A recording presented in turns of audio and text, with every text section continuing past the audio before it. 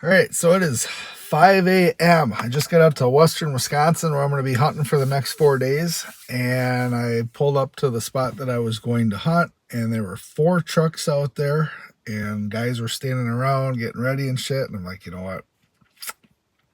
No, I'll hit a different spot. So I found a different spot, drove down the road here a little bit. There was like another 6 trucks down over there, so I'm kind of in the middle of everybody. But I'm hopefully we'll see what happens once the sun comes up and people start walking around. But yeah, so I'm gonna slip into this area that I scouted once before. I remember it had a fair amount of scrapes right in this kind of ravine here that I'm gonna be hunting towards. I think the top of is where I want to go set up. So yeah. All right, well, I guess I better grab my shit here and get up in the woods before another dozen people show up. It's 5:40 in the morning. I hiked up just shy of the general area that I'm gonna hunt. And I'm just hanging out, waiting for enough daylight so I can get in here and pick a tree, because I don't have any tree picked out or anything, and I haven't been here in a couple years, so I gotta wait until I can see what I'm doing here. But I'm on kind of a neat little, I'll talk about it more later. How about that?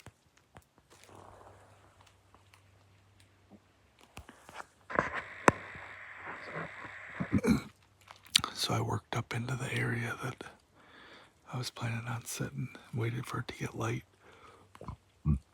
And there's a good scrape here, but a bunch of little rubs, no decent buck sign. But I'll tell you what's kind of interesting here, that pee in the scrape, that's me. But this diarrhea,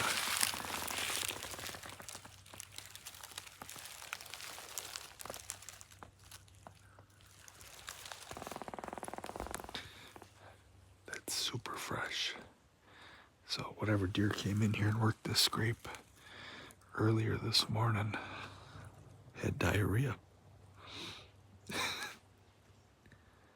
Got a bunch of squirrels that have been running around on this side hill. Right there. Or a person, I can't tell. Oh, it's a person.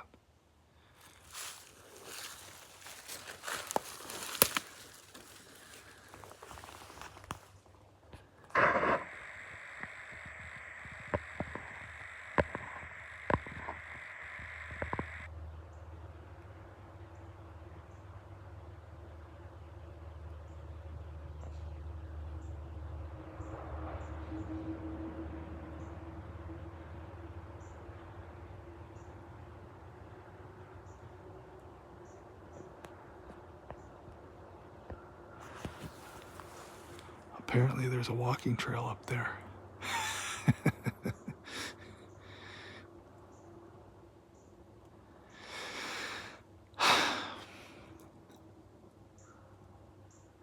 I'm gonna back out of here and go scout some other areas, I think.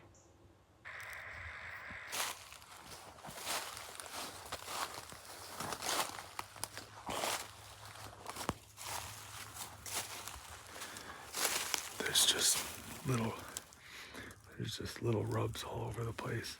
I'm heading over to this tree that's bent over. I want to see if there's scrapes underneath of it. I'm sure there's gonna be. I'm not gonna walk down there, but you can see there's a scrape right there.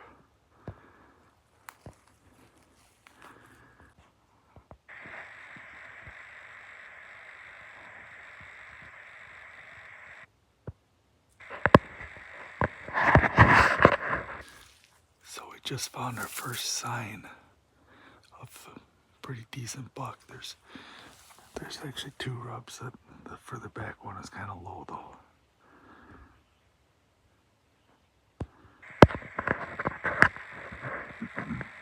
But it's our first sign of a big buck so far on this trip.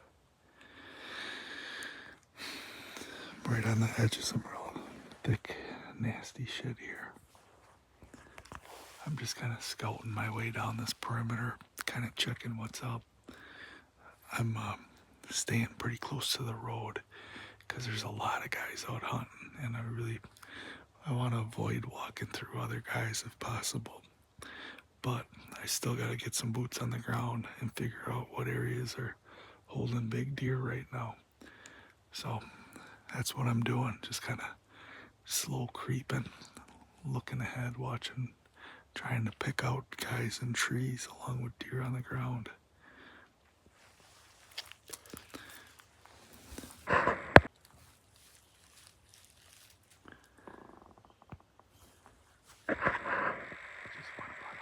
Yards from that last big rub, and we got this nice scrape here.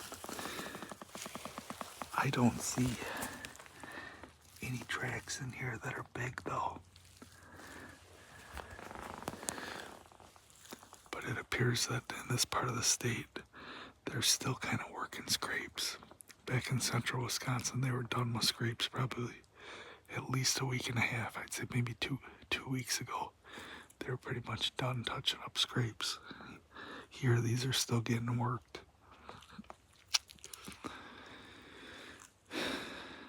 I may end up just setting up in here for a little bit. I keep scouting along and see if I come up with any more big buck sign in here.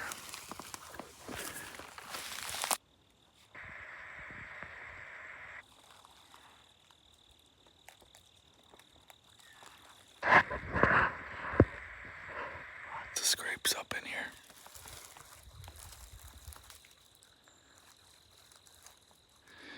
Just wish I could come across some better buck sign.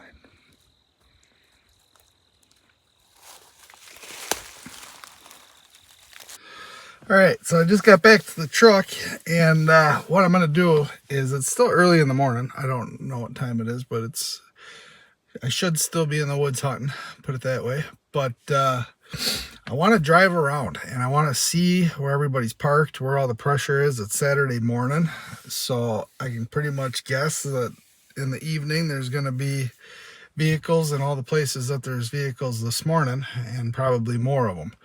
So I'm kind of looking for areas that I know that I've been in before that don't have vehicles in them, which is probably going to be none of them. But I just want to drive around, see where all the pressure's at, and then kind of that'll give me some ideas for this afternoon's hunt. And I'll go do some scouting based on where I'm seeing all the people parked also. So I got a 4-day weekend here. I got Saturday, Sunday, Monday, and Tuesday to hunt. So I'm kind of looking more forward to like Monday and Tuesday when there will be less people out here hunting. So yeah, that's the plan here. Just do a bunch of driving around, waste a bunch of gas. So I just got done driving around the perimeter of this area that I'm hunting, and apparently the word is out about this place, because there was like 8 horse and buggy and at least 60 vehicles. And I'm not shitting you when I say 60. There are probably more than 60. Surprisingly, where I'm pulled over right now, there isn't anybody parked here. So I already know this area pretty well, and I don't really want to hunt it. But it was the last stop to check to see if anybody was parked back here. So, man, I don't really know. It almost makes me want to go back to central Wisconsin, you know, where I know there ain't going to be this type of pressure, but I know there's big ones out here, though. So that's the thing. So, shit, I don't know. I gotta sit down and think about this a little bit, where I'm gonna go. I don't really want to go here, right here. So I gotta figure something out. So while I'm sitting there, somebody pulls up behind me, and these guys get out, all decked out, big packs, chest rigs, toting ARs. And I'm like, dude, are you guys squirrel hunting, or what are you doing? He goes, yeah.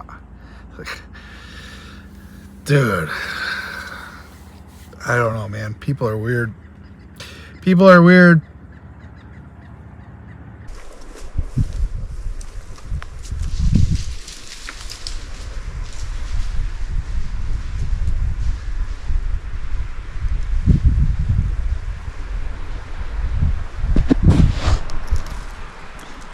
Well, at least I saw some deer. There are 3 of them. 2 are does for sure. I don't know about the 3rd one.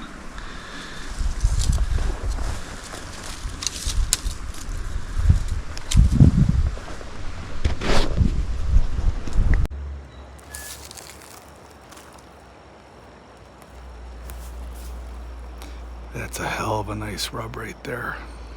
It's old, but that's a big rub, man. So right now I've gotten to the point, I've scouted this before up until this point right now. So I'm gonna be heading up into these pines. Looks like it's got a pretty thick undergrowth in it. I'm gonna scout some of that stuff out and see what it looks like up there.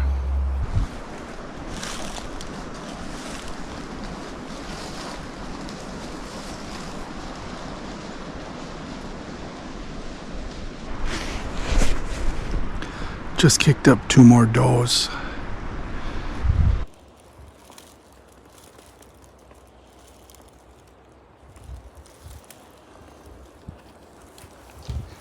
That's a pretty wild rub.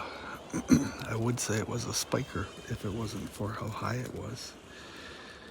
I mean, it's the center of that is at waist height. So that must have just been brow tines digging in right there. Kind of a neat spot right here, but I'm not sure that I'm willing to commit to sitting at.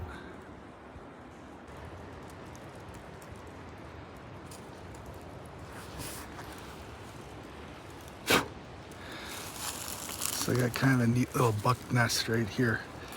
We got this rub on this tree.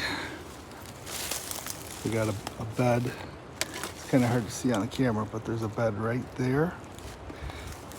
And then there's another primary bed.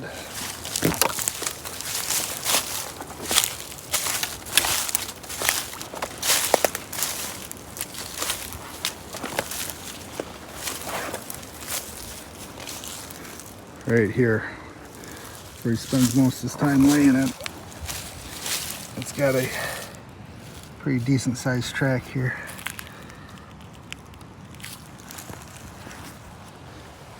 So that's kind of neat. He's up on top of this little hill here in the middle of this thicket, laying underneath it here, probably when there's, this is pretty dead, so I wouldn't say there's much shade under this, but he can lay here, he can look out and see anything up in this open hardwoods walking along the hill, and anything that's going to come up to him has got to come up through all this thick stuff.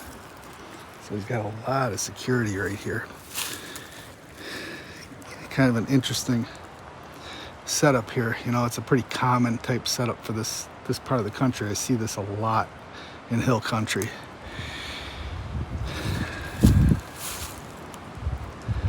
So you could never slip in here and get them, but actually back on the other side of this hill, by where that rub was, that spike looking rub that I pointed out, that's where you could set up for him, where he comes around. Doesn't look like he really comes through here too much. He's got a nice trail that runs right up through here and wraps around.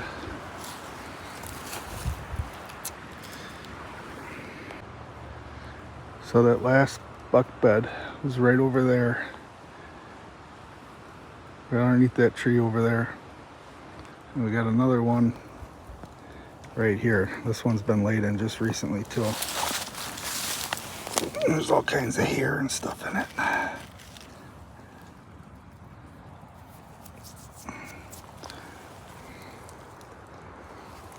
So this is definitely a good area. Just thick, nasty shit, man. Hard to sneak in here quiet, that's for sure. All right, since I had a little bit of downtime, I figured I'd go check out the campsite I'm gonna be at. And it's pretty sweet. I got a big ass picnic table, I got a fire pit, and I even got a artesian well.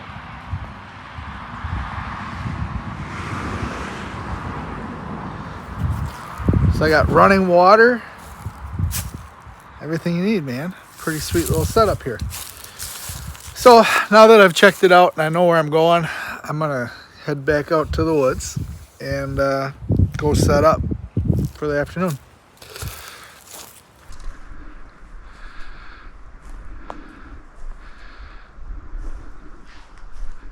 Damn it. For fuck's sake.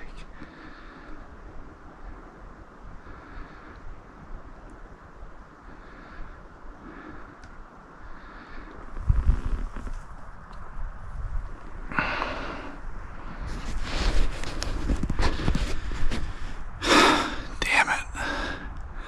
I was slipping in the back door to where I'm hunting. It's just getting close. Less than 100 yards to go. And there were some deer that must have been bedded right up there. Damn it.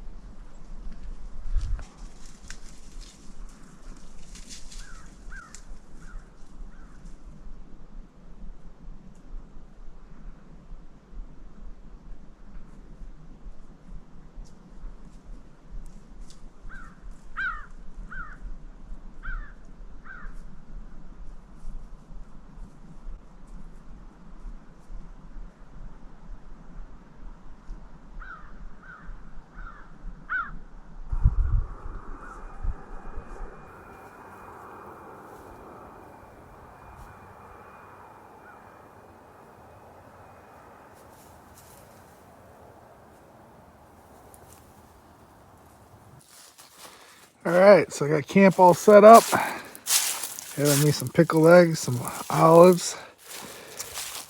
I got some leftover quick trip fried chicken heating up. So today, I really didn't expect to see anything the way the wind was swirling as bad as it was, but sitting in the stand this afternoon, I saw two does slipped in through the pines behind me. I just kind of seen their feet. I could see that one was a fawn. And then I had two little bucks chasing a doe that they came pretty close. I could have shot the smaller buck, the smaller of the two bucks, but they were kind of in that thick brush out in front of me. So I don't know what I'm going to do tomorrow yet. I haven't really decided. I'm going to have to think about it. But I don't know. We'll see what the wind is doing.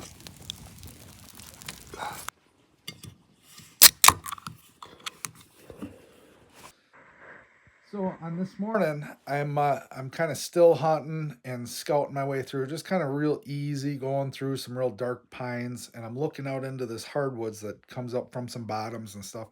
And I'm watching this buck. He's like 150 yards out in front of me, just a small buck. And he works his way up onto this ridge and he gets kind of nervous. And I know that he's not nervous because of me. He's got no idea I'm there. And he kind of works his way away. And then I see two coyotes come from behind him. And they didn't follow him, but they came up his track and then worked their way towards me. So this first coyote starts working its way towards me. So I get ready and I draw back and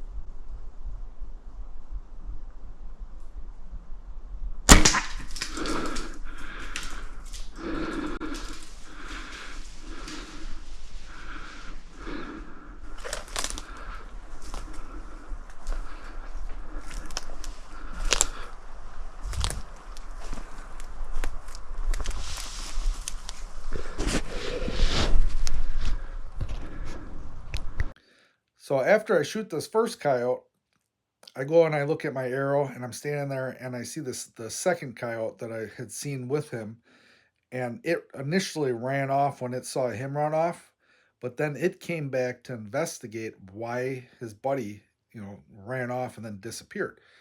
So it kind of works its way through. It's this really pretty, it's not nearly as big as the one that I shot, but it's this really dark coyote.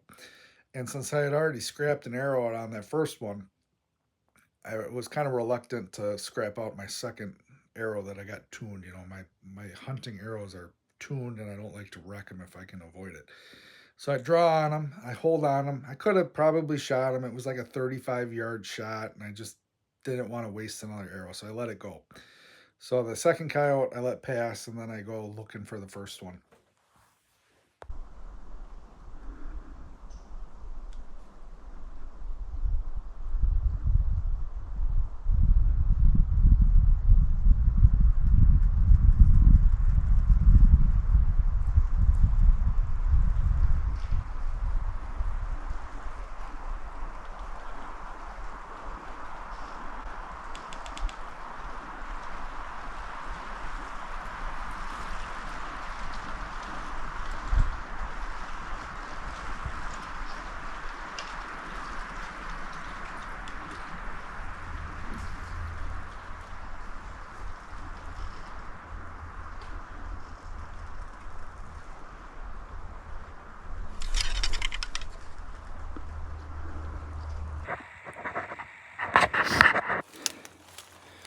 Took a little bit, but I found them. There wasn't much. There was no blood trail. I never found any blood, but I did find them.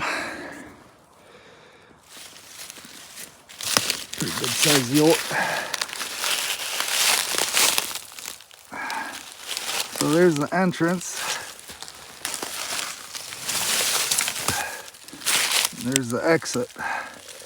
So I was hoping to recover my broadhead, but unfortunately it looks like it was a pass through, so I gotta climb back up to where I was at and try to track it down to here and see if I can find that broadhead. That was quite the adrenaline rush, I'll tell you that.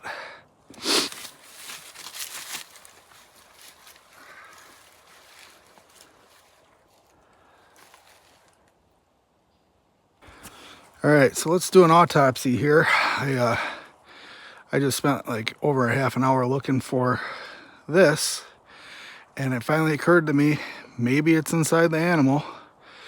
So after fucking around, I went back because I didn't really look at the exit hole on him. I just saw that there was blood coming out. Well, it punctured the skin and was bleeding, but it didn't go all the way through. So I'm feeling around, I could feel the tip of the broadhead in him. So it was right at the surface of the skin, so I just pulled it out of him. But this is the Beast Broadhead, the 2-inch titaniums. So here is the entrance hole right here. It's a pretty impressive hole. So you can see this blade fully deployed at the entrance hole and cut all the way through. And it must have gone through a bunch of bone and stopped it. So I didn't have a complete pass through on it, but I'm pretty impressed with the hole that it made. This thing did not bleed a lot, but how high that wound is in him, it kind of makes sense that there wasn't a lot of blood. I mean, it was backtracking this thing to where I shot it was a real pain in the ass looking for this broadhead. I spent a lot of time doing it, probably more like an hour than a half hour, actually, if I'm thinking about it. But yeah, so I can't wait to see what this thing does to a deer, because that's a very impressive hole. I mean, we got 2 inches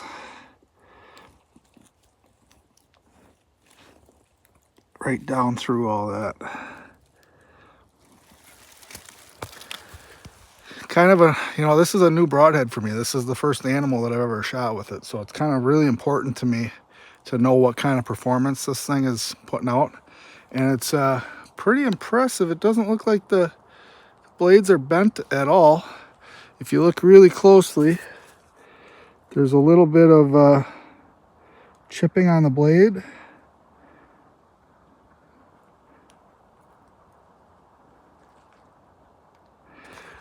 But considering how much bone that took at close range, that was a pretty hard shot, you know, pretty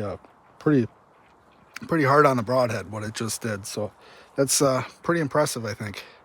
So cool. I got that. Really is like a big relief to me that I've got the other half of the arrow, because I really wanted to know, you know, what happened with this whole deal. So kind of dumb on my part. I should have just looked at entrance and exit wounds right off the bat, and then I would have discovered this. But of course, I got to do everything the hard way. That's just the way I do things. So did find it. Did pay off though. So cool. I suppose I should actually get some deer hunting done. That's what I'm actually supposed to be doing instead of saving fawns and turkeys. But yeah, all right. So I'm back to hunting. So I just climbed up on this ridge, and I'm walking this ridge, and I'm finding a ton of old historical rubs, kind of like this one here, you know. But I just come across this rub. This is leading back into a point. I'm actually planning on scouting this point out and then coming up onto another hill, or whatever you want to call it, bluff, and probably hunting the top of that for this evening's hunt. But we'll see what I get into here. But that's a really dandy rub right there.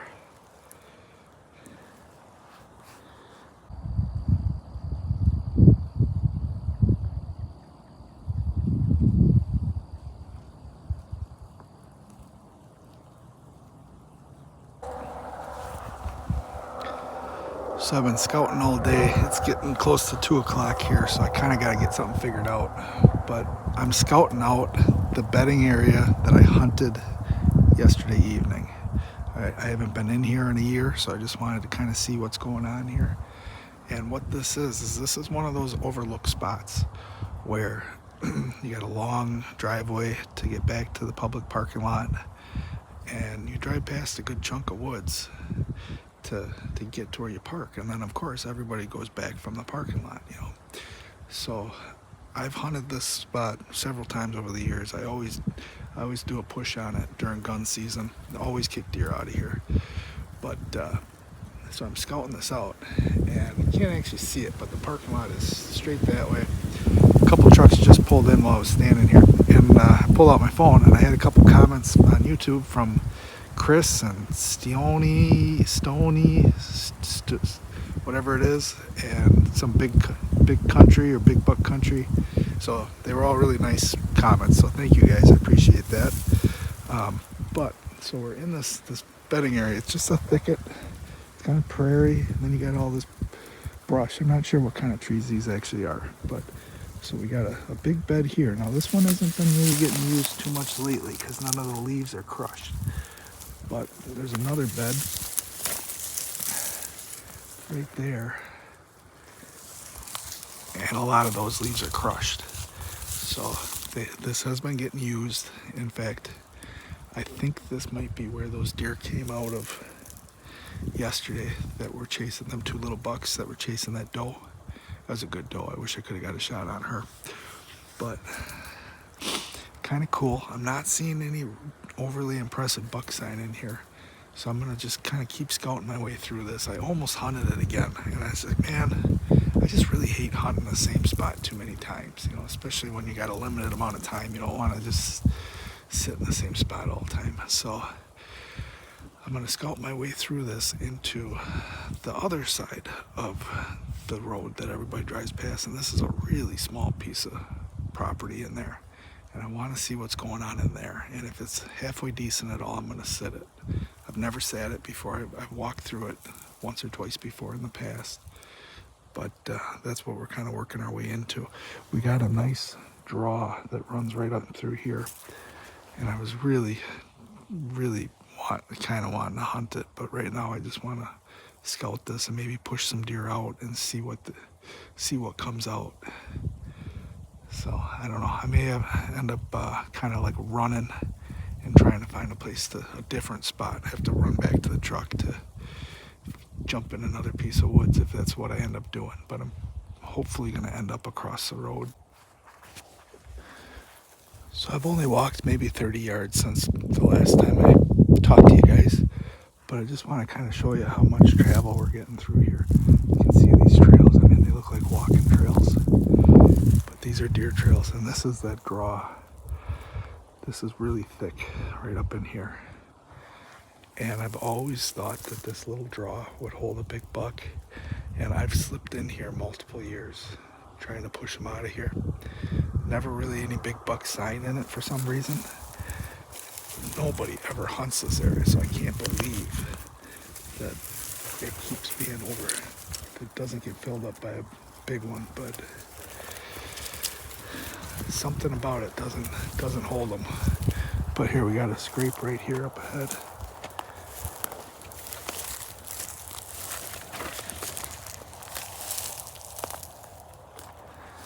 So now these trails are leading to that piece that I'm talking about. That's on the other side of the driveway here.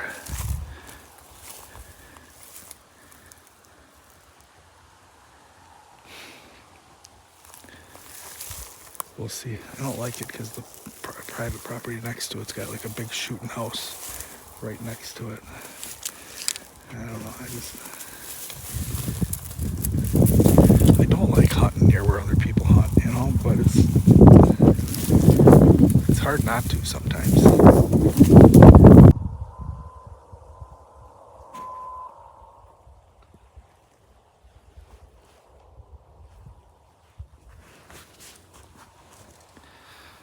So that's the setup. So this is the setup. I got shooting all through here. I got a little window right through here. I really don't have a lot of faith. What was that noise? I really don't have a lot of faith in this spot, but I am gonna give it a shot just to try it out.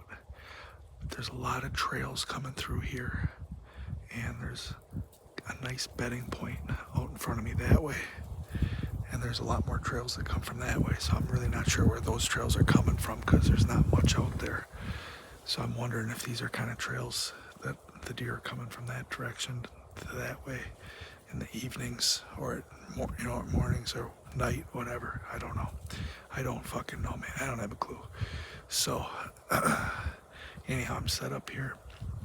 I'm right off the drive. I've had like 5 trucks pull in here already. That parking lot must be loaded right now.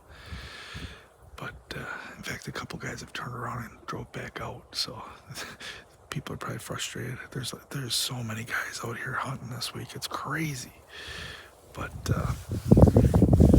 give it a shot. I'm gonna try to record if I get the opportunity, but this is probably going to be a GoPro hunt. If I see something and I don't have an easy opportunity to get on that camera, I'm not gonna. So okay. Oh, one thing I wanted to talk about. So when I'm hunting off the ground, I always like to take my quiver off. It's just less, when you're up in a tree, up in the air, I keep the quiver on the bow all the time. But well, there's every now and then I'll take it off, but for the most part I leave it on. But when I'm hunting off the ground, there's just so much stuff to get snagged up on, your legs when you're moving the bow around and stuff like that. I just like to eliminate all the fiddle factor. But then because I don't have my quiver right there for a quick arrow to grab, I'll oftentimes set my quiver like this so I can get another arrow out. Or if it's convenient like it is right now, I'll have an arrow out ready to go. So if I need a follow-up shot, I can grab it and just put it on.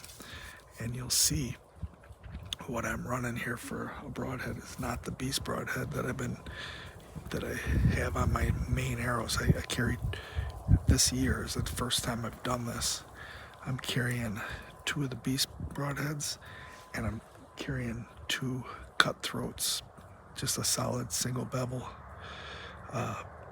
broadhead that I've been using the last couple of years that I haven't shot a deer with, so I really don't know how they do, but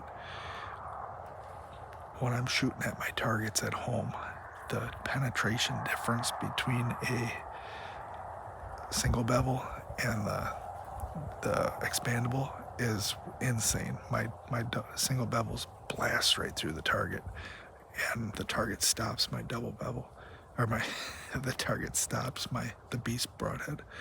But you're pushing 2 inches of blade versus 1 inch. So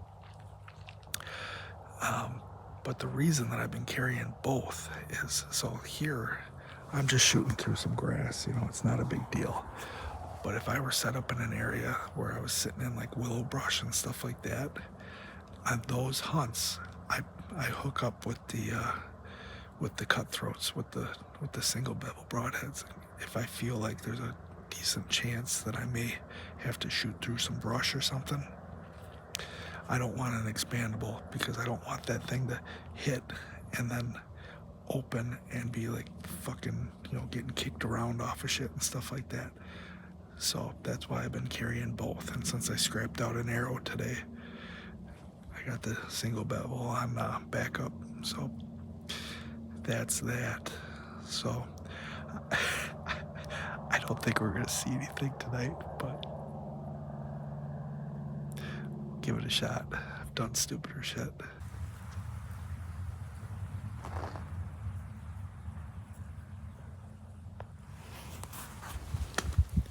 Another guy pulling into the parking lot. That's ridiculous. At least where I'm hunting, I'm not going to see any hunters. That I can guarantee. Probably ain't going to see no deer, but I ain't going to see no hunters.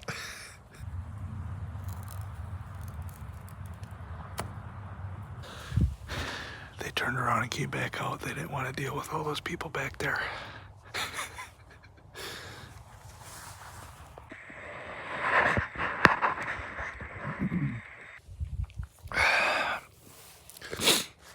Well, my alarm just went off and I didn't see anything except for lots of mourning doves there's a bunch of them in this tree right here. So watch when I get up here. Get out of here. Oh, maybe most of these ones flew off already, because a bunch of them did.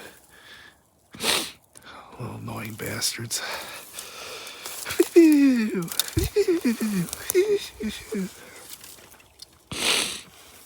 Alright, I'll get packed up here. It's funny, I ended up hunting right next to the parking lot, but I still got a long walk to the truck. It's not where I started from this morning. I've been out in the woods since all day. But, what surprises me is how many people leave the woods early. Like, I can't even think of a time that I ever left the woods early.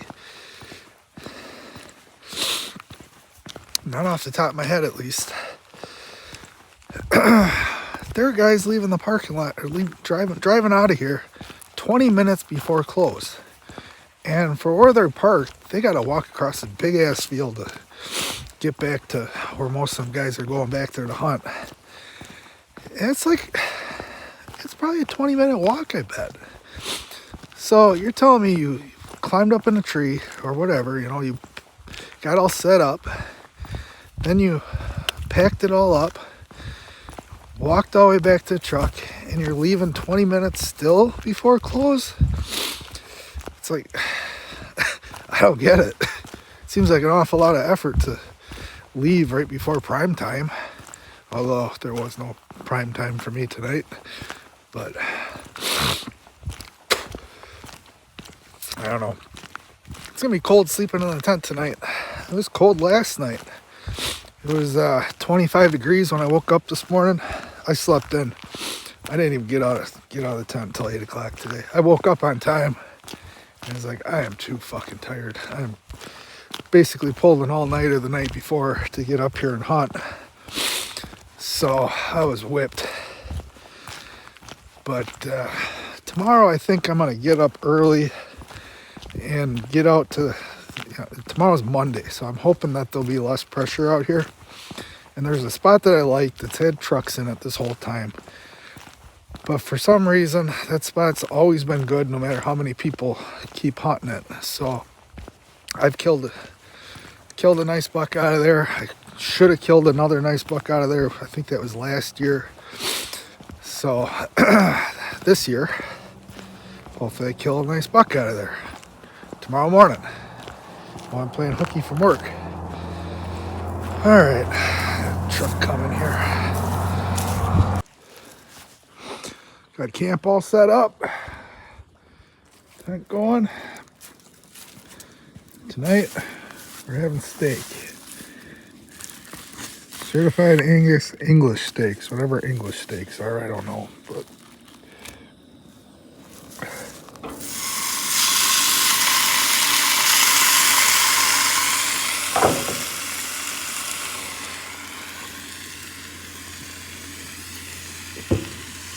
I tell you what, I don't mind being alone, you know, and camping alone and hunting alone and shit like that. But I will say that it does where I'm camping, no phone reception. SOS. Can't even send a text. That kind of, I mean, it was enjoyable. Last night I had some beers, looked up at the stars for a while, but kind of when you get in that rhythm of, you know, scrolling through, like I like Facebook Reels, you know, a lot of people like Instagram, whatever that's called. When you're just sitting here by yourself, staring at the fire, looking up at the stars, ain't bad. Wouldn't want to do it every night, but it's a nice little break from reality. Oh yeah.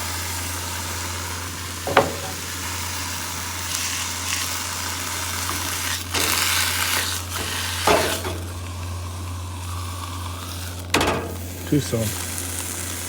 Darn.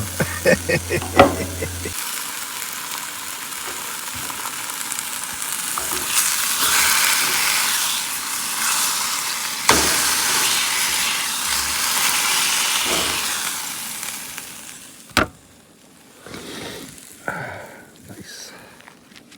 Everything's harder one-handed, man. You don't get to see. You don't get to see what the inside looks like. Probably burnt.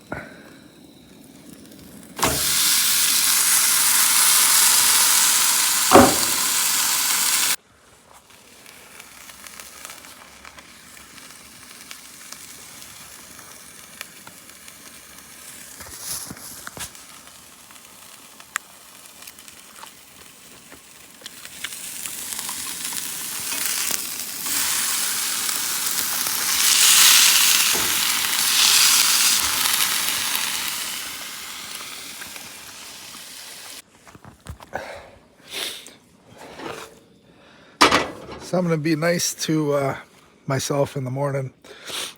When I get up, there ain't no way in hell that I'm busting out a cook stove and cooking breakfast. So I'm going to make some breakfast now. And it'll be cold, but at least I'll have something to eat in the morning. So I kind of overdid it. I cubed up a bunch of ham. And then these are eggs and cheese and salt and pepper that I all cracked in there. And so that way, when I'm camping, it's nice to put all your eggs in a jar, because then you don't have to deal with having a carton of eggs taking up space in the cooler and worrying about crushing eggs and shit like that. Just pour it out when you want them.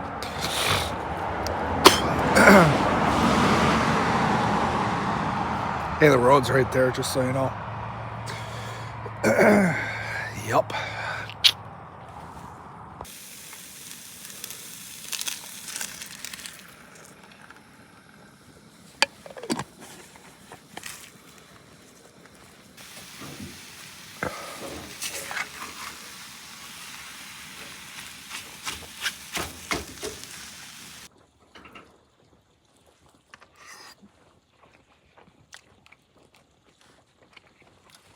Oh yeah. That's even gonna taste good cold.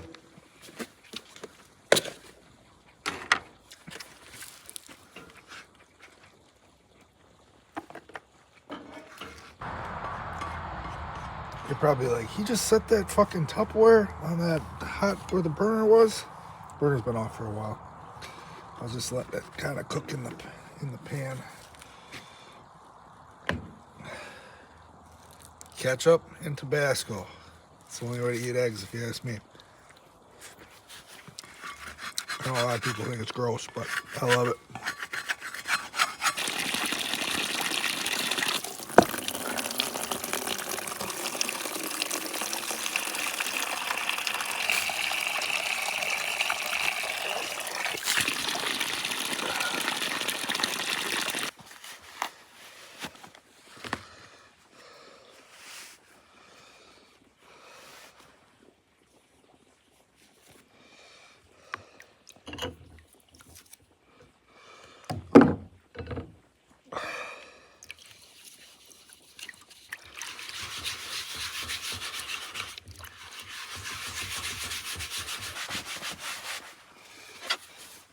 The black stuff is ash,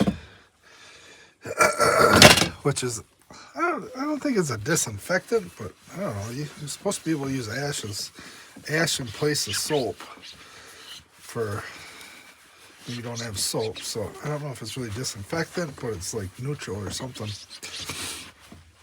So the black stuff is not bad. That's what I'm getting at. Oh no, where'd my... There, that goes there. This kind of goes wherever. These totes are brand new to the collection. I just got these off of Amazon. They were like somebody's returns, so I got them super cheap. They were like, I think they're normally like 50 bucks. I got them for 25 bucks for the pair of them.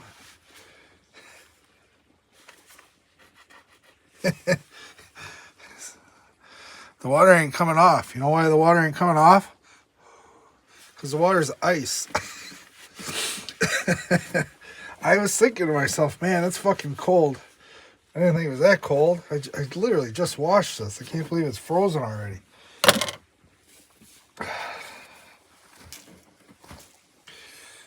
Well, my sponge is going to be frozen.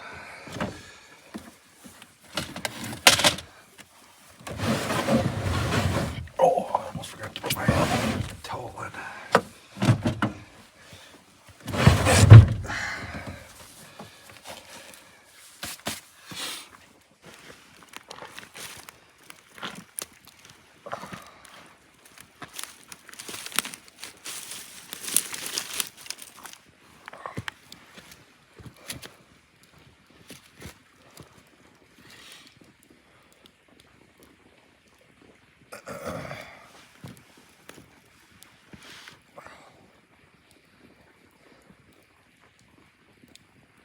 I'm sitting around a campfire, like when I'm by myself. I like anything like hunting related and fire related. I always think of he's actually my second cousin, Tommy. I always just called him Cousin Tommy. He's a lot older. I've mentioned him in other videos. He's a mean old son of a bitch, like fucking mean. But God, is he a good hunter.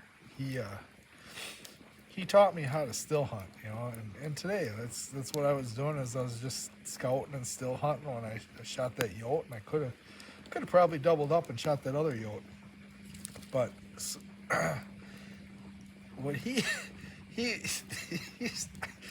like, I got so much to say about the guy. It's just wild. He's like just one of the meanest fuckers you'll ever meet, but also like when a lady was around, he's the nicest guy you'd ever meet. He's like, it was like, I remember when I was a kid. When I was a kid, he was like super nice to me. And then about the time I turned like, I don't know, 12, that's when in his mind you're a man and you get treated like all the other men, and then he's just a mean son of a bitch. But his old man.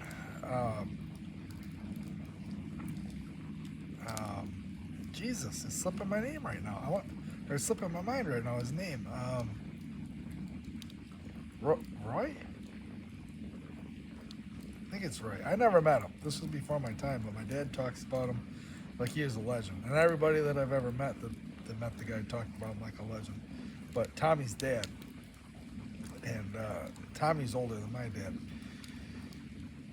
Well, Tommy's dead now, but we would go hunting together, and I learned to still hunt from Tommy.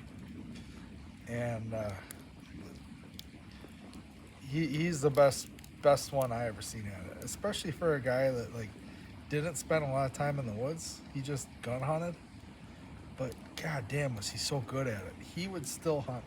I remember this one time. There was this area that we used to hunt a lot. It was called the burnout, is what we called it. And what it was is this big area that they clear cut and then they burned and then it grew back. There's a lot of scrub oak and stuff. And there used to be a lot of deer in there when I first started hunting, but that was before the CWD kill off, or not. CWD didn't kill off hardly shit, you know, fucking the DNR did with all the tags they gave out. But there used to be a lot of deer up there. Now they got wolves up there too. And man, I don't even go up there hardly at all anymore because of that. But anyhow, I'm getting all off track here. Tommy, he would, you know, it was all big county property is what we would hunt up there in Eau Claire. And he would, you know, middle of the day or whatever, he'd get a fire going out in the middle of the woods. And he'd have it like pretty good fire going.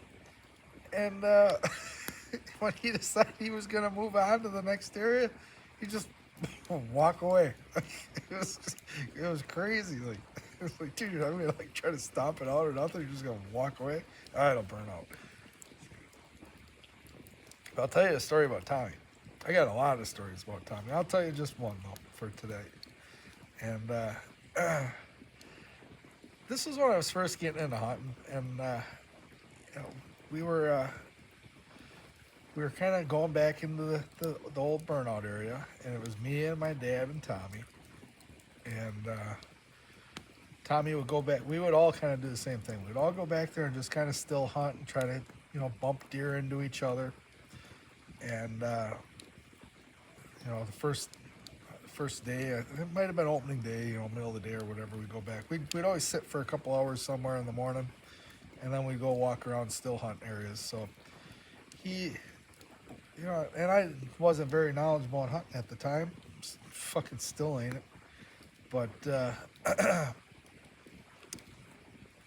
Tommy comes into this area, you know, we meet up back at the truck later, you know, we're out for lunch or whatever. And Tommy goes, you know, there's this thicket in here, and I kicked this buck out of here. And I almost got him, but I wasn't able to get him in the crosshairs quite quick enough. And I'm going to go back there and I'm going to get him tomorrow. And I'm thinking to myself, that fucking deer ain't going to be there tomorrow. And the next day, you know, middle of the day, we go back and kind of doing the same thing. Tommy goes off and does this thing. Get back to the truck and he's all pissed off. He goes, that son of a bitch and deer. He goes, same deal. You know, I come at him a little bit different way this time. And I had him in the crosshairs or whatever, but just wasn't able to you know, get a shot off him. I don't think he shot. I don't think he shot. Because Tommy didn't really miss. If he pulled the trigger, man, something usually dead. So, you know, he says the same time, I'm thinking to myself, you're full of shit. It was a fucking deer. It wasn't the same deer or whatever. You know, so we went home that year. It was probably the year before I started staying up there for an extended period of time. Like, my dad would go home or whatever, and I'd stay up for the whole week. But, so the third day, and we weren't up there, but he goes back into that same area, and sure shit, he gets that buck out of there. And I'll never forget that, because I didn't believe him at all. I'm like, he's full of shit, you know, he's just kicking up deer. Like, it ain't the same fucking deer. But supposedly, and that, so I would have been 12 or 13, so that would have been, I'm 36, so you do the math. 23 years ago, right? Something like that. That was the first time I had ever heard of the bump and dump strategy type of deal, you know? And now it's funny because I hear all these podcasts and shit, you know, that you listen to and whatnot. It's like, it's so wild because there's so many things that I hear. It's like, fuck, I remember Tommy teaching me that when I was a kid. You know, I didn't really retain it the way that I should have. But once I hear it, it's like, oh yeah, I remember Tommy saying shit like that. It's funny how the old timers, Roy was his dad's name for sure, yeah. But So anyhow, I got Tommy's old gun. He used to shoot this. Actually, I don't have it. My dad has it, but I have access to it. It's I think it's a Marlin. There's a 32 lever action.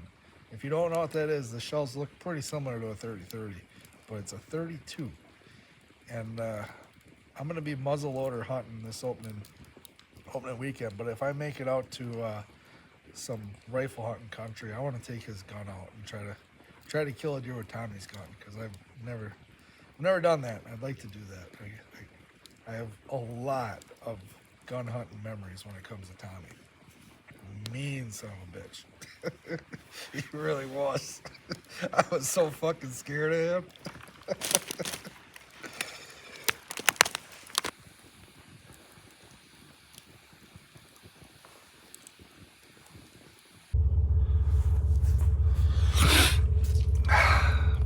Good morning. It's I don't know, about 4:30. So I got up like I said I would. It's cold in here, man. Fucking ice all crystallized in here. Got down to 22 degrees last night according to the weather app. And yeah, a blanket, pretty heavy duty sleeping bag, and I slept in my clothes last night. And I'm not hot, put it that way. I'm not cold, but my feet are a little uncomfortable right now. But put some warmer socks on and get out to the woods here.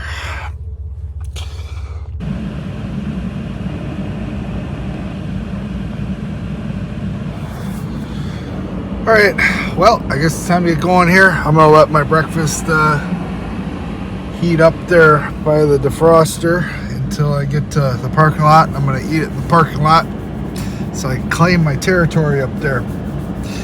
But it doesn't stop other people from coming parking next to you. But anyhow, that's the plan.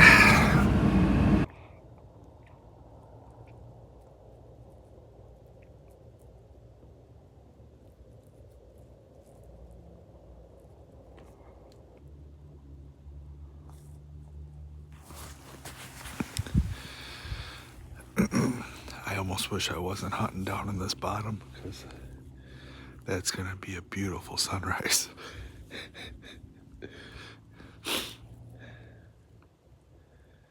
Yeah, but I'm gonna be down in the valley, so this is like the beginning of the hill country area for quite a while right here, and the wind's coming out of the north, so it's all flat for like a couple of miles before it hits this hillside. And man, you just get hammered with the wind. Even on a calm day, it's still just constant air coming through it. I've never sat down in here not freezing my ass off. And I'm dressed kind of light today, so I'm really going to be freezing my ass off. But there's just caught a flash of a light. I think that might have been a highway through the trees. I hope. Because if somebody's down in there already, I'm gonna be fucking pissed. Because there's no other cars in the parking lot, so that would mean somebody got dropped off before me. So anyhow, I'm gonna drop down in there and try to find a tree here.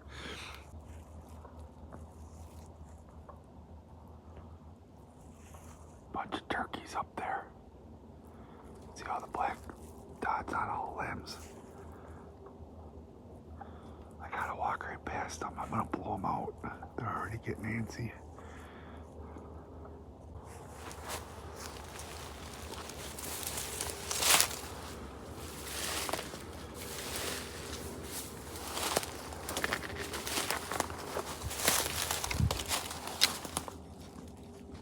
Well, there goes a deer.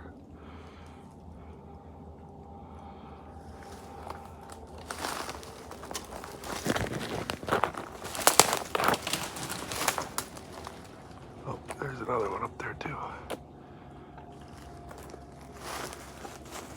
A couple of them.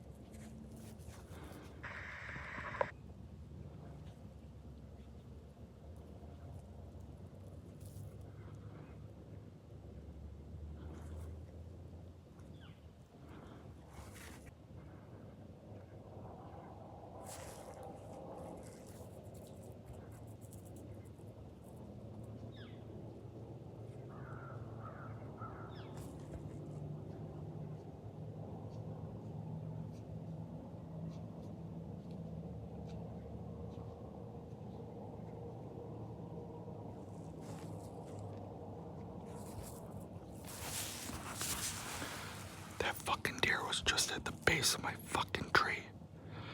I was sitting on my platform. My bow is on the ground. God damn, he's right there.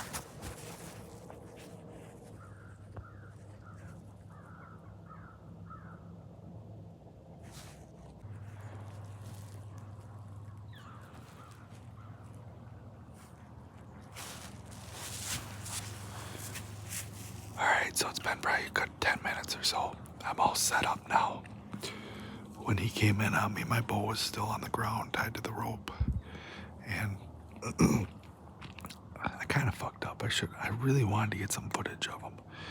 So I was kind of reaching for my phone. I mean, I can't believe he didn't bust me way sooner, because I had set this platform up and I had set it up at this height, and I decided that was a little bit high.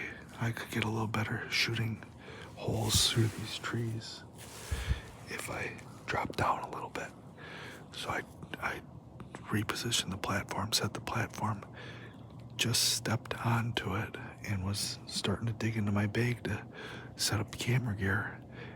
And I heard something coming. I mean, he was at like fucking 30 yards before I even knew he was there.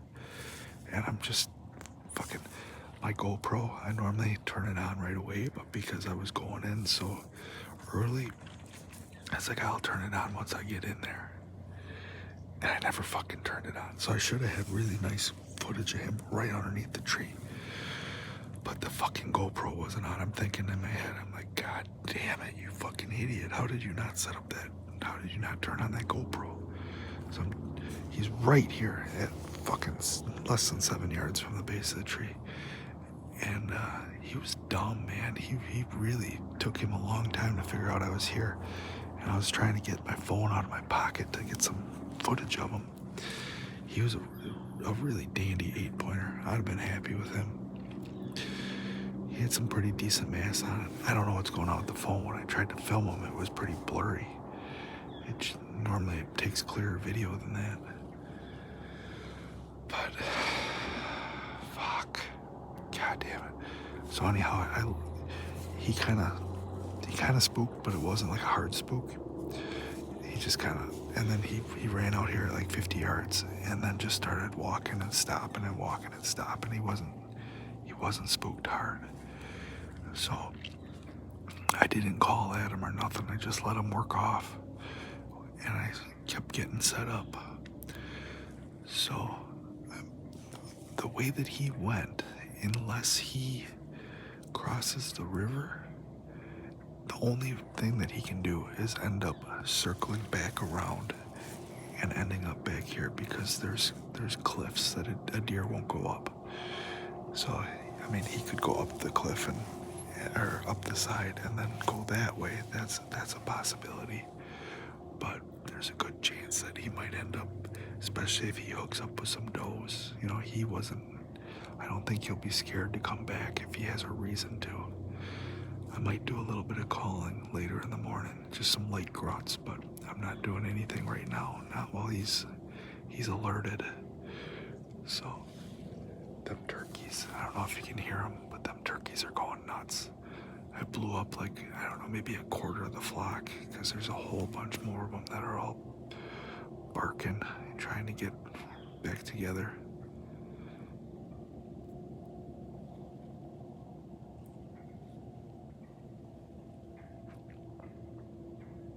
Oh, that fucking sucks. Oh, there's a deer right there. I gotta go.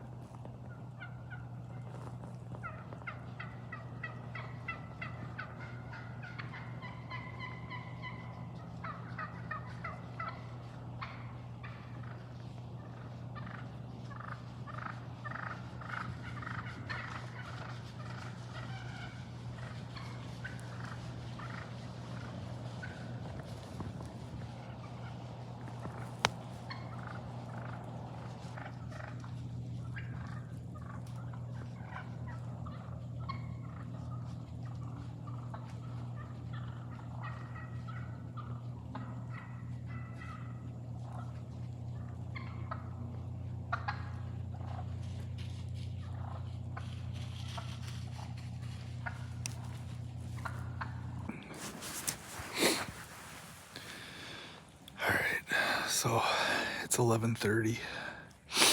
I'm gonna pack up. I'm gonna go scout some areas, and then depending on what I come up with, I may come back and hunt the same spot this afternoon. Normally I get a lot of midday movement through here, and really not, usually you don't really see much right away in the morning. It's usually midday, like 9-10 o'clock is usually when I start seeing deer in here, but I am not today. So I'm gonna pack up and go back to the truck, and we're gonna talk some more.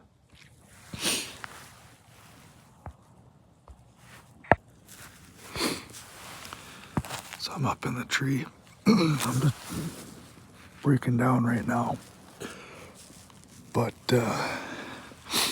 I didn't notice this when I was getting up into the tree, but there is a hell of a rub line.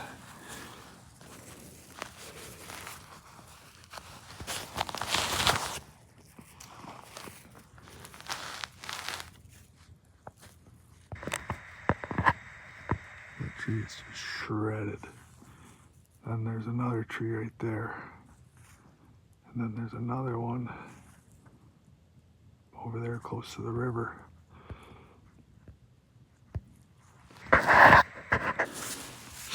That buck came right up this rub line.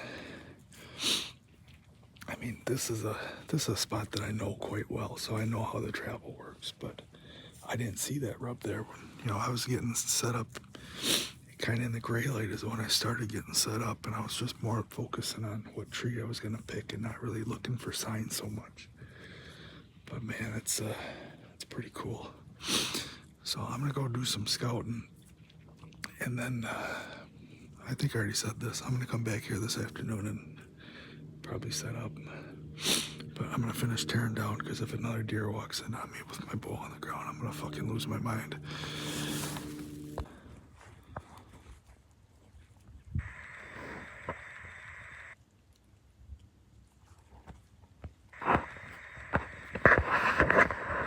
That tree's about 30 yards away from the stand. Oh, there's another tree over there that's the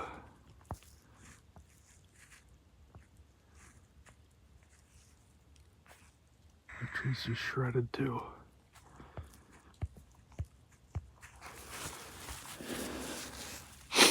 Now, being that I know this area pretty good, and I'm planning on coming back here, I'm not gonna walk around down there to check that stuff out. I don't want to leave my scent down there. I came from up top here behind me, so I'm just gonna slip right back out of here the way that I came in.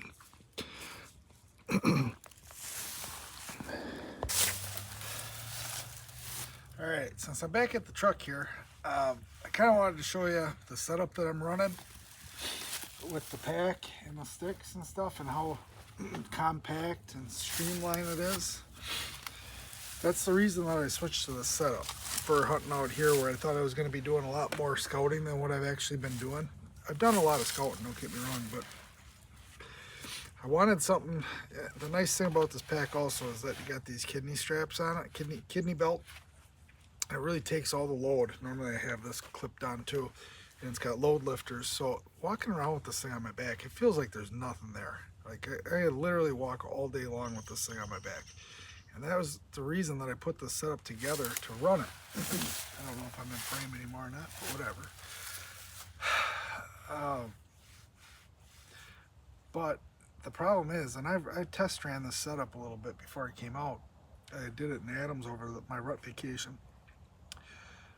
But I am not proficient with this as I am with my regular stand setup. And that's part of the reason today that I didn't have an opportunity on that buck, because I wasn't set up yet.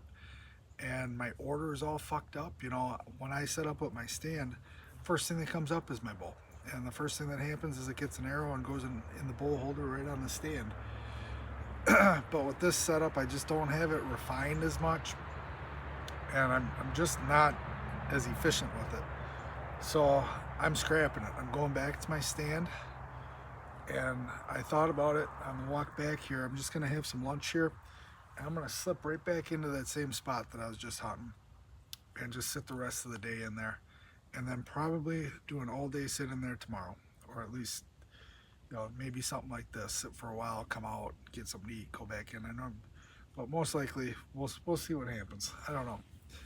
But I just wanted to show you, you know, the temptation that drew me into this away from my regular stand setup that I really do love. Just purely for hiking purposes is why I switched over to this. Because every time I set up the saddle and I'm sitting in it, I'm like, yeah, this is kind of, there are some advantages to being in a saddle.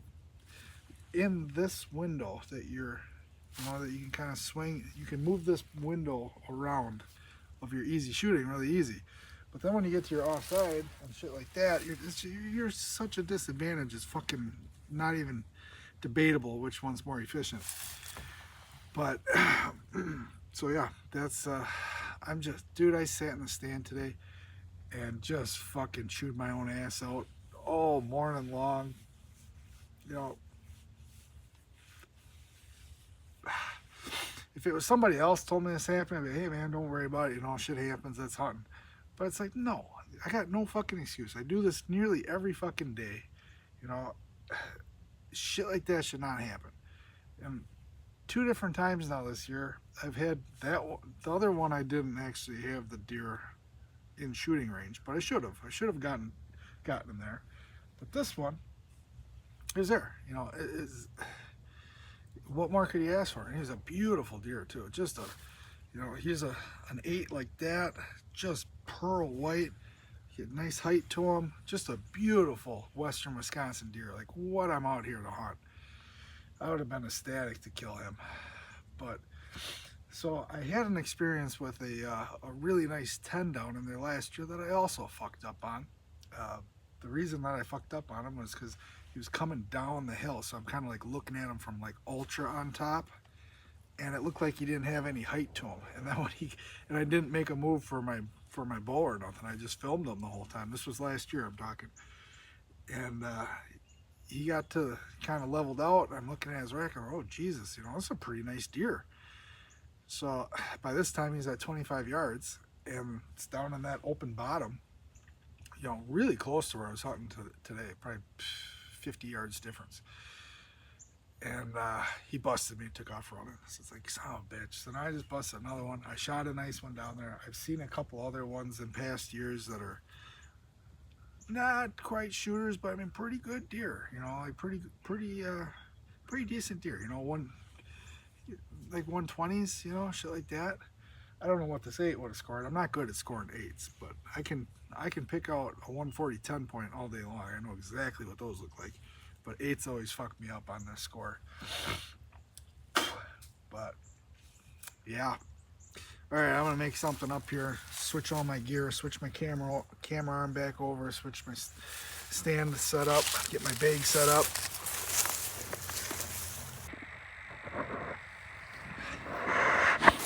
Alright, I'm all switched back over to my regular harness and the Ranger. So I'm all switched over to the Ranger. To be honest, if I had my .5 with me, I'd probably switch back to that. But the Ranger's fine. It's okay. Yep, original harness and everything. So I'm heading back out right now. I didn't look to see what time it is, but it's been a while. It's probably 1 o'clock right now. So I'm going to go sit the rest of the day. And while I was sitting here eating lunch, I was like, man, I really would rather not camp another night. Just because it's fucking cold. Getting up in the morning sucks. And I was like, you know what? It'd be nice to just stay at the local motel here. So I texted the lady, because I have her number, because I'm up here enough. And I said, hey, give me a room for tonight. So I'm not going to be camping tonight. I'm going to be in the hotel room. And I'm going to take a hot shower. And I'm going to wake up early in a warm bed, refreshed, to kill a deer. If I don't do it right now. Hopefully I just do it right now and I can head home. Got to scrape up there. I mean, this whole area is just...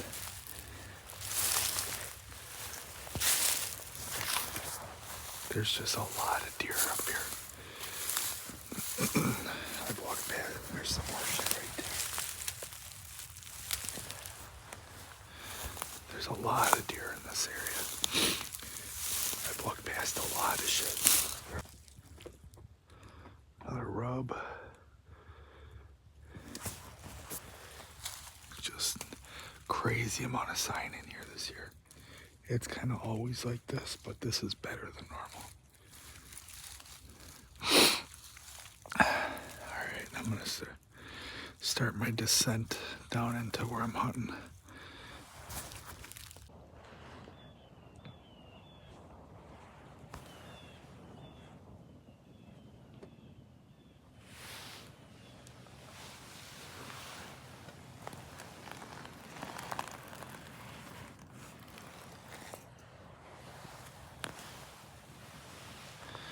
Alright, so I'm all set up. This tree's got a forward lean, so it's not very comfortable. And I had to get a little bit creative tying branches down out of the way so I could open up some shooting a little bit better and kind of blend me in too.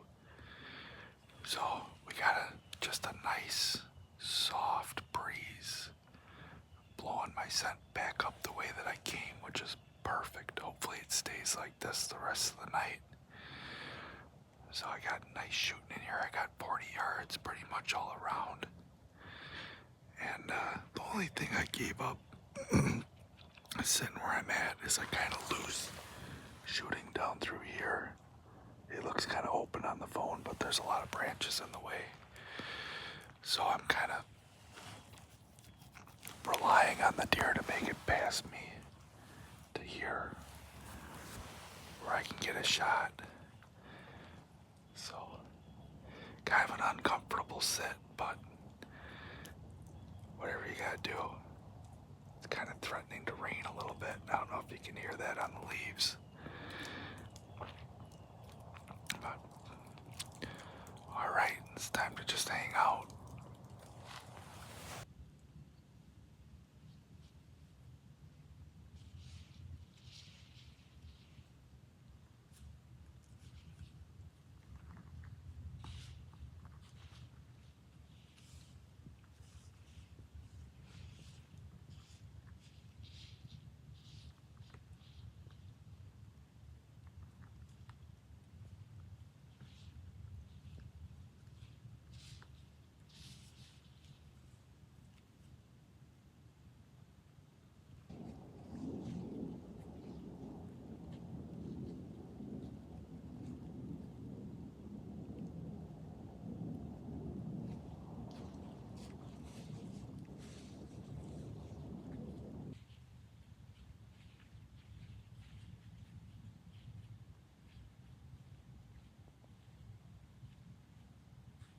So I'm sitting there and I seen a couple does go through, watched a bunch of turkeys, seen a couple small bucks kind of just walking through. No serious chasing or nothing too crazy.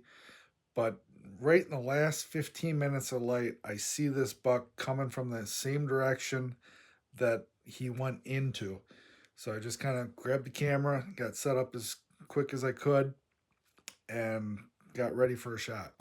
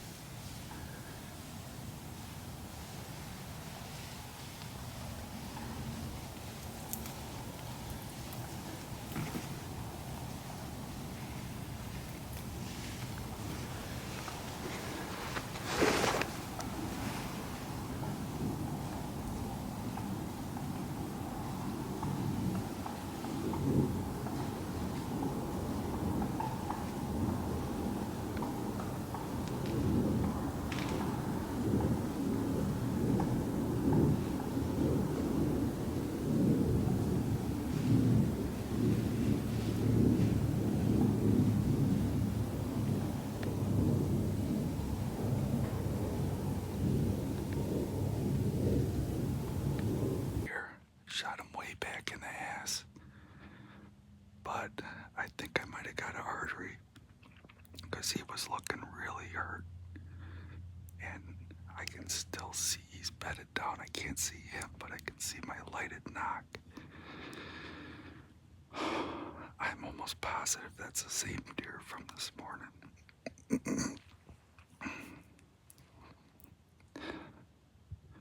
I think I killed him.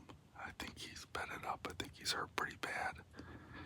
That was such a bad shot. I tried to shoot him walking. He stopped in a window and I was just about to let it go. And then he kept, it was only like a stutter step and he kept walking. And I found the next opening and I kind of freaked out and I was like unsure of my yardages and shit. And I almost shouldn't have shot, but I think I got him. I really do. He's not moving. I'm just gonna sit in the stand until well after dark. And if I don't hear him like kick out or see him move, I'm gonna slip out. I'm gonna slip out of here. But if I hear him like, kicking out, dying, then I might go get him right away. It'd probably be best just to give him some time.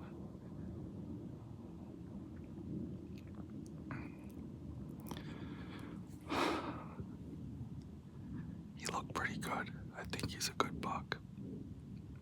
If not, whatever. But my biggest thing is, I hope I get him. I don't care if he isn't as big as I thought he was, as long as I get him. I really don't want to wound an animal. Putting a bad shot on him like that is just terrible. But he looked really, really hurt.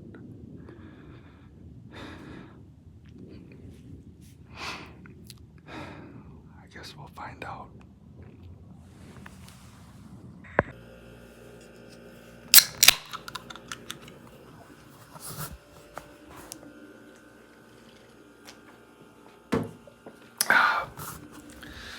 All right, so here's the deal. Since I know I put a bad hit on that deer, it looked like it was really hurt and it was going down. And it bedded up, so I seen it kind of do a stutter step at it. I don't know. It went about 100 yards from where I shot it, about 150 yards from where I was at. He was at 40 yards when I shot him. But so I'm practicing what I preach here. So I saw that deer lay down, and I'm pretty sure that it was dead before I took the tree stand down. But I don't know that for a fact. And you know what? If that deer is dead, it'll still be dead tomorrow. But if it's not dead and I jump it, we're going to get rain and then snow tonight. And if I bump that deer, I got almost no chance of finding him tomorrow. Right now, I know exactly where he's at. So what I did is I sat about an hour from the time that I shot him. I shot him about 10 minutes before close. And I just sat up in the tree and just stared at that lighted knock. I could just barely see it through the brush. Like I had to stand in just the right spot in order to see it. But I just stayed there. I never saw it get up and move. I was like, all right, I'm gonna pack up and get out of here. I'm not gonna risk bumping him. So without putting a headlamp on or anything, I just really slowly, quietly packed up, as quiet as I could. Got everything down to the base of the tree, packed up, and climbed up the bluff with no light on or nothing. It's impossible to do it quiet because the leaves are so crunchy. It's like walking on broken glass, plus all the branches and walking out in the dark, But I got to the top of the ridge and I could still see down in there, and I could see that the lighted knock was still in the exact same spot. He didn't move, provided the arrow is still in the deer, and I'm pretty certain that it is. But yeah, I've been down this road before. My buddies call me all the time. It seems like at least once a year, usually twice a year. I'll get videos sent to me of a shot, or they'll explain to me where they shot him. I'm like, dude, just give it time. Everybody wants to go look for him right away. And trust me, I really want to go look for him right now. But and like I said, I think there's a 75% chance he's dead right now. I think I hit artery. I think he was dead, like I said, before I got out of the stand. But I just am not gonna risk it. I've lost deer doing it, and I'm not willing to lose a deer doing just being stupid. You know, time is on your side when you have a bad hit on a deer. You got nothing to gain other than worrying about meat spoilage or coyotes or something like that. But it's just a risk you got to take, and the gain outweighs the loss of giving it some time. So that's the plan. I'm in my nice hotel room. I got some beer. I got heat. I got a TV, and there's a bar. I might go have a beer up there. And tomorrow morning, I'm gonna go tracking. I shouldn't even be tracking. I'm gonna walk out over that point. I'm gonna glass down in there, and hopefully I'm gonna see him laying there. So, see you guys tomorrow.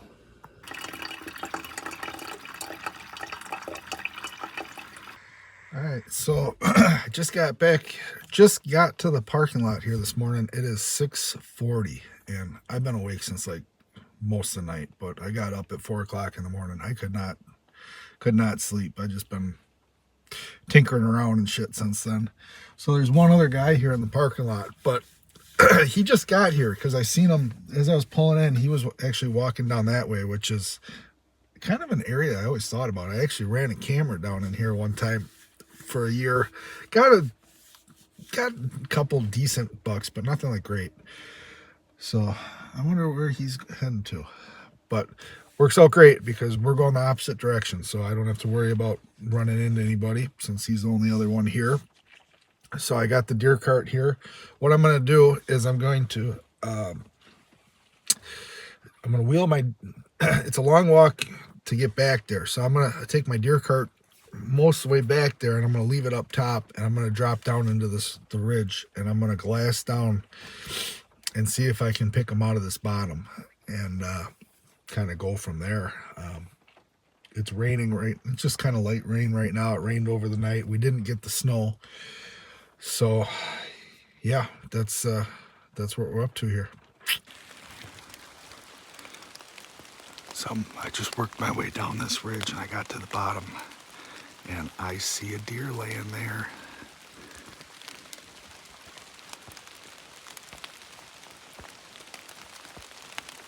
Right there.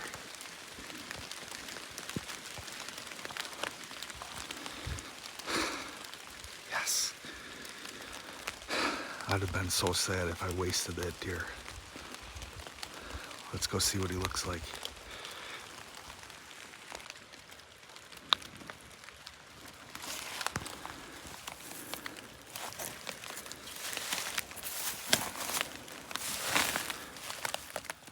Boy, that beast broadhead made a hell of a hole.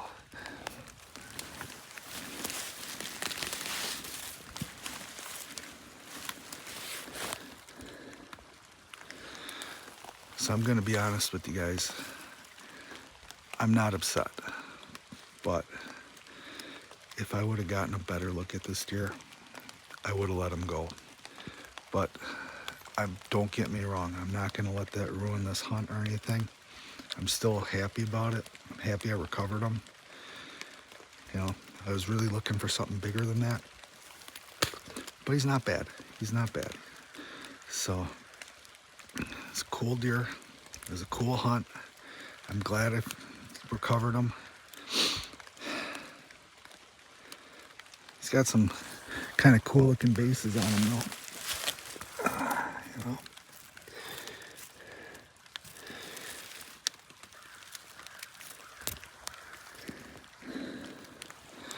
But he definitely isn't what I thought he was when I shot him, but it's okay. Filled my tag. Public land, bump and dump. I'm pretty, looking at him from the top, I'm pretty sure that's the same deer from that morning. Maybe he's a different deer, but I think he's the same one.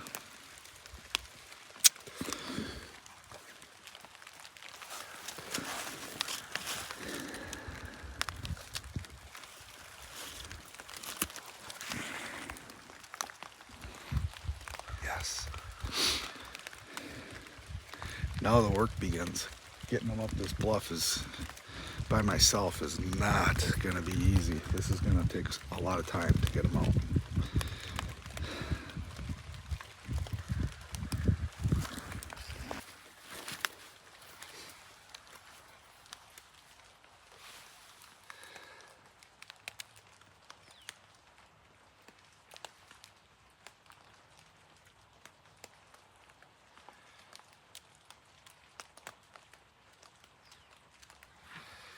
So let's talk about this a little bit, because I think it's really important to analyze your hunts and your mistakes and what went right and what went wrong.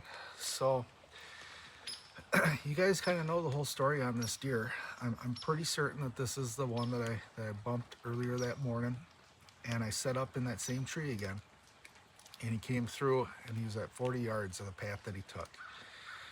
And I didn't want to stop him because it was a 40-yard shot, and I didn't want to give him that much time to react to an arrow coming to him. And I missed the first opening in which I had planned on shooting him when I got to full draw. He hit an opening, and I was hoping he was going to stop, and he didn't. And then I set up on the next opening, and I was like, I know he's not going to stop. And I just I panicked, to be perfectly honest. And I let that arrow go late. I missed my opportunity. I knew what I was supposed to do. I needed to lead him. I needed to put that pin up here in order to land that arrow right here. But I missed my opportunity on it, and I let the arrow go, and I shouldn't have. If I could take it back, I would have, you know. Not only because this deer is a little smaller than I thought he was, but it's okay. Like I said, I'm happy. I'm happy that I recovered him. But so one of the things that saved me on this is I'm running those beast broadheads, and I don't care what broadhead you're using, but on a shot like that, you know, right in the ass, I'm really glad that I had an expandable broadhead, a 2-inch cutting diameter broadhead, where I was able to hit this artery. Because this deer was dead last night before I got out of the stand, for sure. He's stiff as a board right now.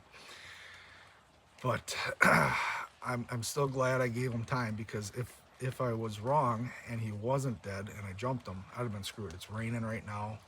It's been raining all night. There wouldn't have been any blood to track him off of. So just something to consider. I know I'm a big believer in a fixed broadhead. This is the first year I've ever shot an expandable broadhead. My entire life I've only shot fixed blades. But on this hunt, man, I'm glad I had an expandable, because if I would have shot him with a fixed blade, who knows if I would have recovered this deer. You know, that extra inch, you know, 1 inch versus 2 inches of cutting diameter, you know, it probably made the difference in how fast this deer went down. And I'm really glad of my decision to use that broadhead for this exact situation. So this is a cool hunt. Now all the work begins getting them out, but I just wanted to kind of talk to you guys about that. I know just the other day we were sitting in that grassy area where I was hunting off the ground, and I was talking about my broadhead choices and why I use them. So, you know, and this is exactly it. You know, it all came to fruition. And it's actually kind of funny, you know, that the night before, sitting around the campfire, I told you the guys a story about Tommy and the bump and dump on a deer, and you know, sure shit, I did it the next day. So that's another thing, like, you know, public land hunting, whenever I hear people talk about bump and dump, I always think, yeah, you know, that doesn't really apply to public land, because these deer are under so much pressure that once you do spook them, it's gonna be a while before they come back to that area. But I just kind of had a hunch, because I know this piece, and I know it's a travel corridor. I was like, he could come back. So what I think actually happened is, after I bumped him, I think he went down to a point that gets real thick, and I think he laid up there the rest of the day, and then ended up coming back out of that point that evening. So I just happened to be in the right place at the right time, and it came together for me. So it's about time, man. I put so much time and so much work. If you guys have been following, you know, comment down below if you've watched all the videos from this year. You know, if you've seen my whole season, you know how much time and how much work I put into this, and to have it finally come together is just super rewarding, just awesome. So next weekend is our Wisconsin gun season, and I'm going to be back out in the same part of the country for at least the first weekend, and then we'll kind of go from there depending on what I'm seeing and stuff, on where I end up in the rest of the state for gun season and for muzzleloader season. So I'm going to get this thing back to the truck, and depending on how much room I got in the truck and what time it is and what the weather's doing, I got a doe tig that I may try to fill this evening, but it might be nice just to get back on the road, get home, get this guy taken care of. If you've ever gutted a cold deer, you know the experience that I'm about to have. It's not fun, but whatever is worth it.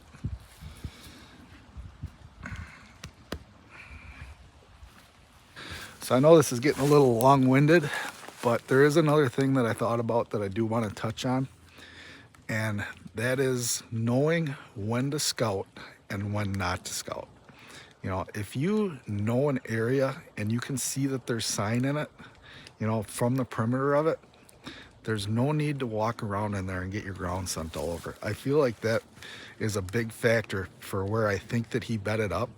If I had dropped down and started walking around looking at all those rubs and stuff that I had pointed out earlier that morning, there's a good chance that I would have bumped this deer a second time and blew him right out of here. So knowing when it's, you know, it's always important to scout, but knowing when to not scout is also important. And you know, that's another thing about this hunt. When I break it down and I think about how it came together, I really do think that that is a major contributor, because if, you know, like I said, I could have bumped him.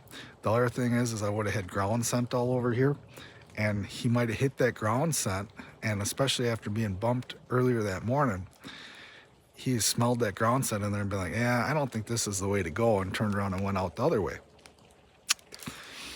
So just another thing to think about. If you know an area already, there's no need to tear it up. You know, scout it from the perimeters as much as you can, and then go in and try to make your kill. You know, when you're going into places you don't know, you just got to get in there. There's no way around it.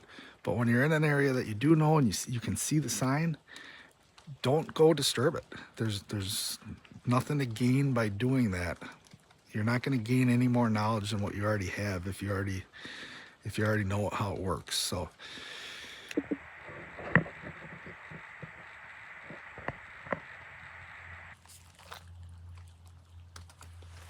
yeah, it's a good size hole.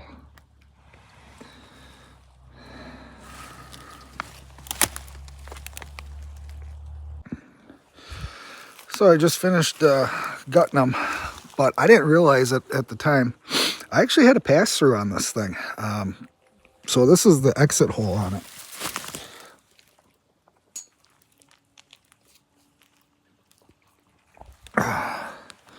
So I had a pass through, and the arrow stayed in them. So it was a partial pass through, I guess you could say. But yeah, big hole, big damage.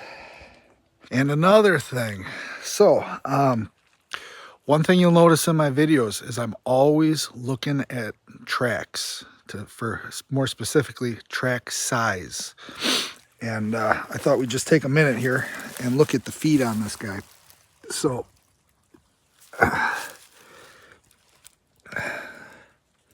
you know, I'm always comparing it to my hand whenever I'm looking at a track size.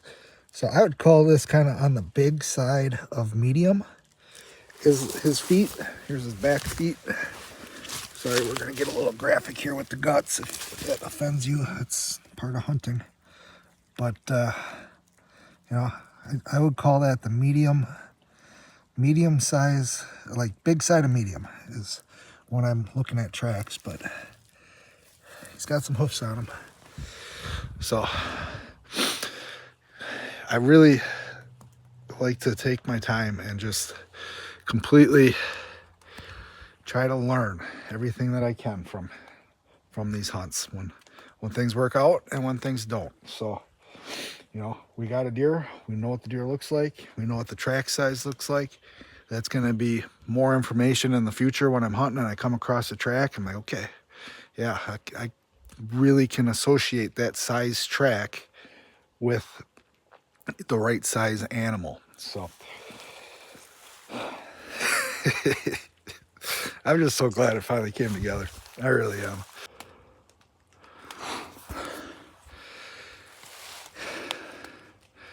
The camera ain't gonna do it justice, but I can't get this fucking guy up any further. This bluff is too steep. I'm slipping. Everything's all wet and muddy. I'm gonna have to carry my my stuff back to the truck and get some rigging equipment and rig it up to a tree up there and pull them with a pulley. I just can't gain any ground. Keep losing ground every time I try to get them up. I lose a foot. Oh. All right, so I know what you guys are all thinking. Why don't you just pack this deer up? And the truth is, I probably should have. And I've never packed out a deer, but I've always wanted to, and I should take advantage of this to do it. But I already did a bunch of hard work, and now it's like I'm not willing to give up now. So this is what we got going on. I got this rope right here. It's tied onto the deer way down there. That runs up. We got another rope tied to this pulley. I'm going to put on this harness and connect that to myself. And as I walk down, he should come up. And then I still got to figure out a way to stop it when I...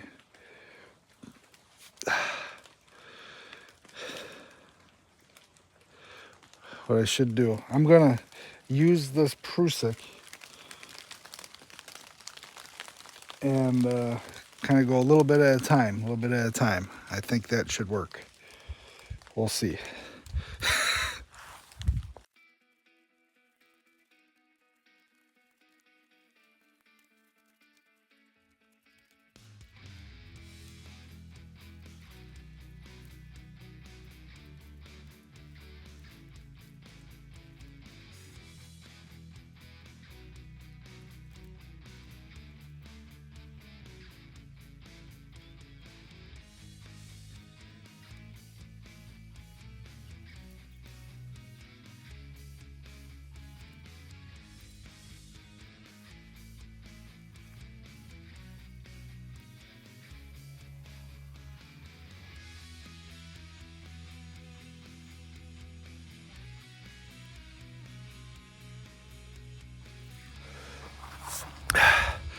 I'm going to speed that up, but that took 18 minutes to do.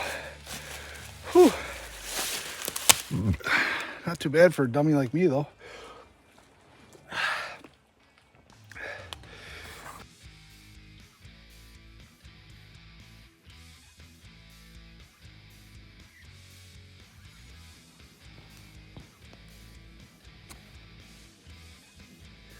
$75 meat.